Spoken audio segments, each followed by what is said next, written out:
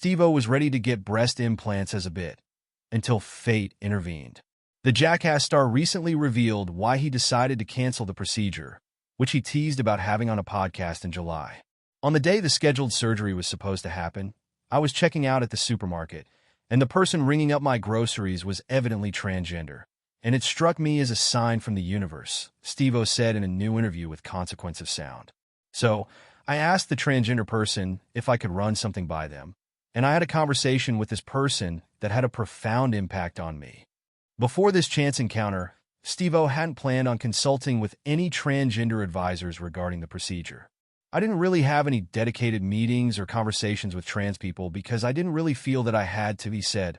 The comedian thought his good intentions were enough to justify the procedure. I knew what my motivation was, I knew what my intention was, and it wasn't to be hurtful to anybody. I was just trying to get laughs, he said. I had done a bunch of workshop shows to test out material, and I had a number of trans people come to me after the shows to voice support for the stunt. And I think some people would have been okay with it, and some people wouldn't have. It would have been a mixed bag. However, Steve O felt lucky that he had the opportunity to speak with the cashier. I just feel like the universe put this encounter before me, and ultimately I decided that the universe had intervened. Steve O's big-breasted bit would have been characteristically provocative.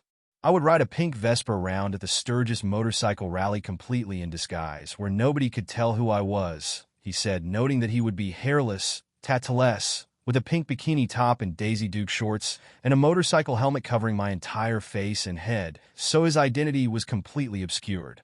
And the plan I had was to film with hidden cameras as I rode up to big gangs of motorcycle riders, who would presumably be checking me out.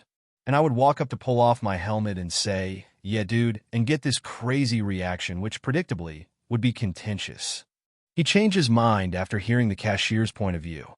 They described how they weren't allowed to use the bathroom at their place of work, that there were like maybe 28 states in the country that would arrest them for having an ID that said female on it, he recalled. That there were politicians making concerted efforts to lock them up in internment camps. It was really pretty heartbreaking, the level of oppression that was described. That new perspective was enough for Steve O to nix his plans.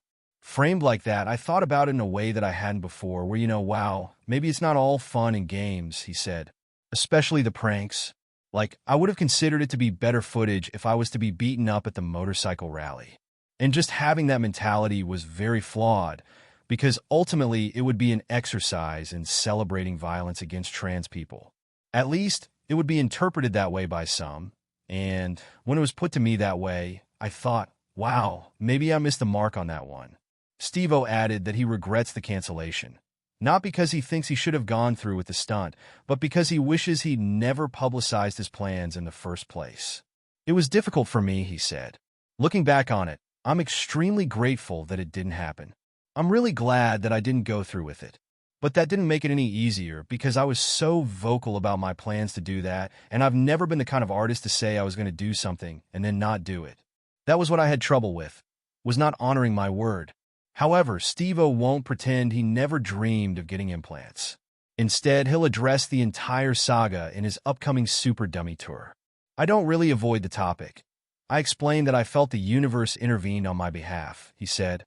His shows will also include footage from his pole dancing training that would have helped with a different titillating stunt. I took my pole dancing training remarkably seriously, he said.